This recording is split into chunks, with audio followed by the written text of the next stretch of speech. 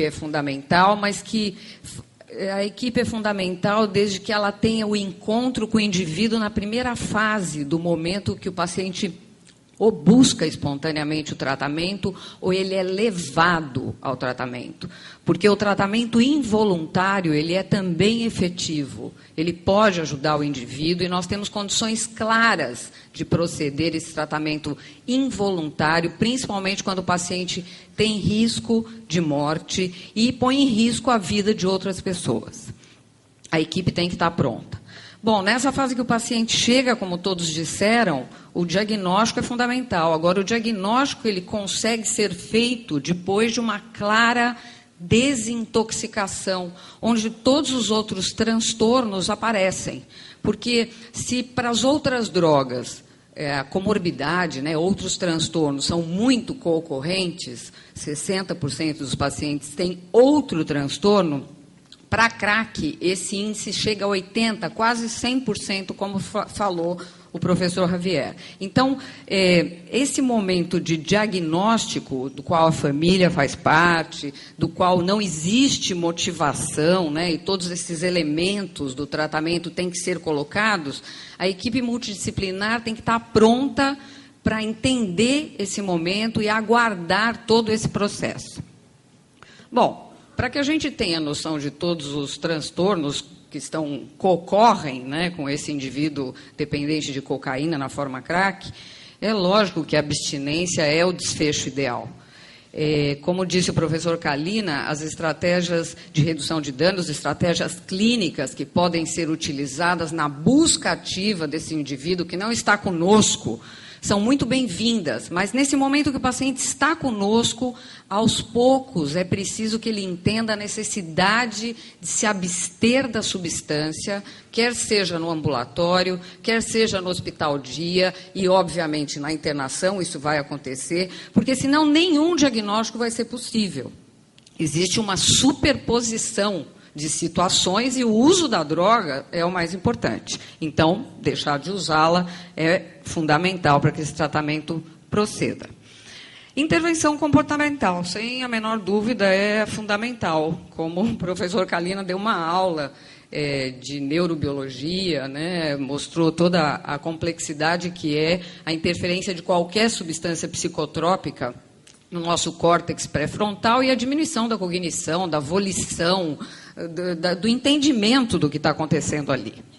Então, é preciso que intervenções simples sejam aplicadas para um problema que é muito complexo. Então, a intervenção comportamental, a rotina, recuperar as metas da vida dele são fundamentais.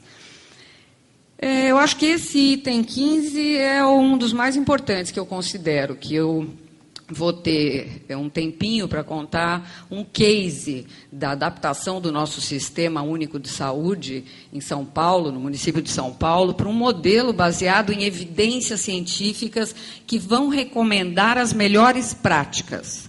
É preciso que o Sistema Único de Saúde, como é feito nos consultórios privados, nas clínicas privadas, apliquem as melhores práticas, porque elas vão dar o resultado, o desfecho esperado e o direito do cidadão de ter o melhor tratamento. Tratamentos empíricos têm que ser deixados de lado, a não ser que eles estejam ligados à universidade, com metodologia adequada, controlados, que sejam respeitados todos esses critérios, a busca do benefício para o paciente.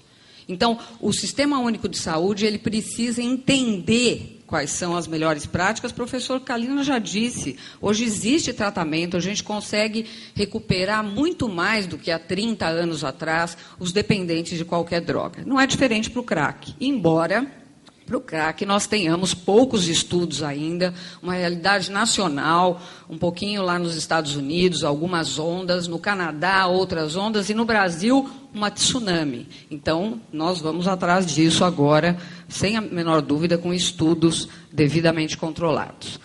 Bom, direito à saúde todos têm, e é óbvio que a gente assiste hoje, então, uma preocupação do governo com esse problema que o governo brasileiro vem sendo avisado já há pelo menos 10 anos, né, sobre esse problema dos anfetamínicos, e aí a onda da cocaína, do crack, é um problema geopolítico, economia das drogas. Sabemos que temos que reorientar a política com urgência. Bom, todas as referências dessas premissas, que são os guias, as diretrizes mundiais que nós utilizamos. Bom, o professor Kalina já falou, né, que eu acho que o título desse slide já diz tudo o que eu queria dizer sobre o crack, cocaína, né? É aquele momento de fama interna, né? Então, isso para o adolescente, né, que começa a experimentar cedo na vida, né, a cocaína, dados do CEBRID, professor Carline aqui na plateia, coordenador do Centro Brasileiro de Informações sobre Drogas Psicotrópicas, mostrando que muito cedo ele experimenta o crack. Mas, então, se ele está nesse momento de buscar fama, né, o adolescente, puxa vida, o que vai acontecer com esse cérebro mesmo, né? Que medo desse cérebro. E mais medo ainda do relatório da UNODC, o braço da ONU para Drogas e Crime, que aponta que o Brasil é o único país das Américas, da América do Sul, principalmente, onde o número de apreensões de drogas ilícitas e o consumo triplicou. Relatório do ano passado. Relatório que é todo ano fornecido ao governo brasileiro. Um relatório que indica a tendência do consumo e que diz para a gente para onde que nós vamos, como que a gente tem que se preparar diante dessas evidências. O CEBRID já apontava isso há muito tempo, o aumento do consumo entre estudantes, levantamento domiciliar, dobrando, triplicando. Bom, e agora vamos atrás da tsunami. Uma droga que rapidamente chega ao cérebro, que dá todos os efeitos que o professor Kalina falou, o professor Javier falou. Vou pular tudo isso, porque aí eu vou para os pontos-chave do crack e vou para essa experiência pequenininha lá no CAPS, Álcool e Drogas, centro, ao lado da Cracolândia, no município de São Paulo, lá na Praça da Sé, né, que vira e mexe está na televisão, mostrando aquela penúria, né, nossa, nacional, e o que deve ser igual a todas as Cracolândias que nós temos no Brasil, né, e que a gente precisa fazer alguma coisa. Bom, paciente que chegou por bem ou por mal tem que entrar imediatamente no tratamento e tem que receber todos os recursos. Paciente que já perdeu o vínculo, que não quer nada e não deve nada para ninguém, não quer saber de ninguém, como o professor Kalina disse, precisa de tudo. E de tudo que, lógico, que depende de uma equipe multidisciplinar treinada. E que vai ter que encarar um fenômeno que é um dos mais importantes, que eu considero, na clínica do crack, que é esse fenômeno compulsivo, que promove recaídas rápidas, imediatas, e que fazem o paciente voltar para o padrão de consumo como era antes, independente do tratamento, que é o padrão BIND, né, o padrão compulsivo do consumo da droga. Drogas estimulantes, né, promovem esse tipo de hipersensibilização lá naquela área que o professor falou e vão, sem dúvida nenhuma, nos dar bastante trabalho. Muito grave a intoxicação, e temos recursos para cuidar dessa situação, e também muito grave a síndrome de abstinência, do meu ponto de vista. É um momento que nós vamos lidar com essa vontade de usar de novo o tempo todo, uma alta fissura, uma intensa fissura, um desejo, uma urgência pela droga.